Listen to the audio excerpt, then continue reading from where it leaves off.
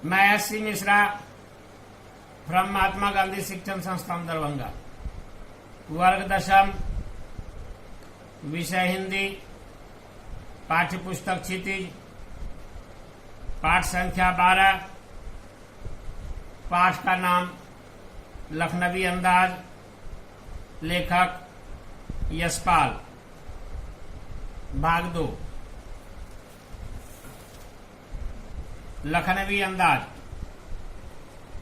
मुफस्सिल की passenger train चल पड़ने की उतावली में फुंकार रही थी। मुफस्सिल का अर्थ नगर के केंद्रस्थ इर्द गिर्द का मोहल्ला। आराम से सेकेंड क्लास में जाने के लिए दाम अधिक लगते हैं। दूर तो जाना नहीं था। भीड़ से बचकर एकांत में नई कहानी के संबंध में सोच सकने और खिड़की से प्राकृतिक दृश्य देख सकने के लिए टिकट सेकंड क्लास का ही ले लिया।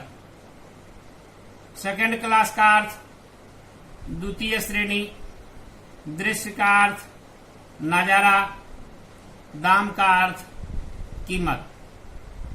लेखक महोदय यशपाल जी कहना चाहते हैं कि नगर के इर्द गिर्द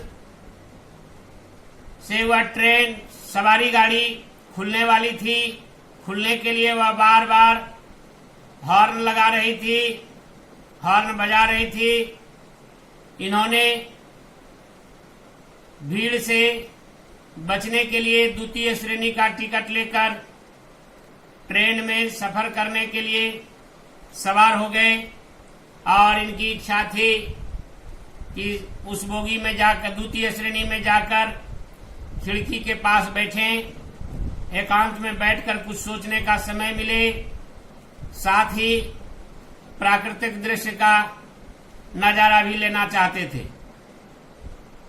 इस कहानी के माध्यम से लेखक महोदय सामंती प्रथा के अंतिम दौर पर करारा प्रहार करते हुए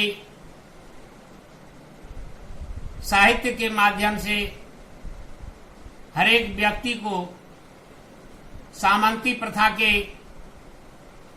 घमंड, अनुपयुक्त व्यवहार से सबको परिचित कराना चाहते हैं। गाड़ी छूट रही थी, यानी गाड़ी खुलने वाली थी। सेकेंड क्लास के छोटे डिब्बे को खाली समझकर जरा दौड़कर उसमें चढ़ गए।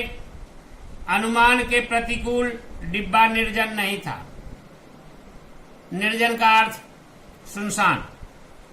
एक बर्थ पर लखनऊ के नवाबी नस्ल के सफेद पोश सज्जन बहुत सुविधा से पालथी मारे बैठे थे।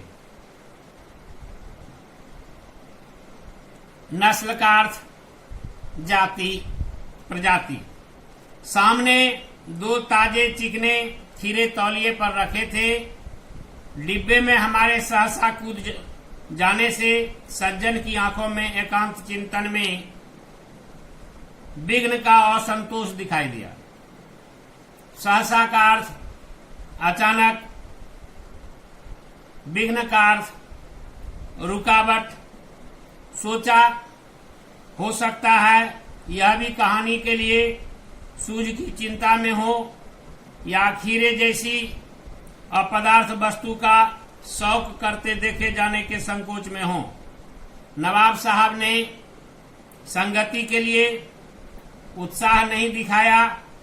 हमने भी उनके सामने की बर्थ पर बैठकर आत्मसम्मान में आंखें चुरा ली। आत्मसम्मान का अर्थ अपने सम्मान में,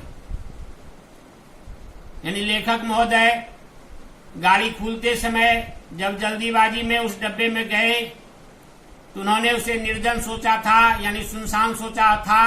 यह सोच रहे थे कि इसमें कोई नहीं होंगे, एकांत में बैठकर चिंतन मनन करूंगा और कहानी लिखने के बारे में कुछ सोचूंगा। लेकिन उनके सोच के विपरीत वहां लखनऊ के एक नवाब बैठे हुए थे जिनके सामने 2 खीरे रखे थे जिसे नवाब साहब अपदार्थ यानी तुच्छ समझते थे। तो उस समय अक्सर ऐसा होता था, सामंतवादी विचारधारा के लोगों में दूसरों के प्रति, दूसरों के सामने दिखावे का जीवन जीने का बहुत बड़ा प्रचलन था।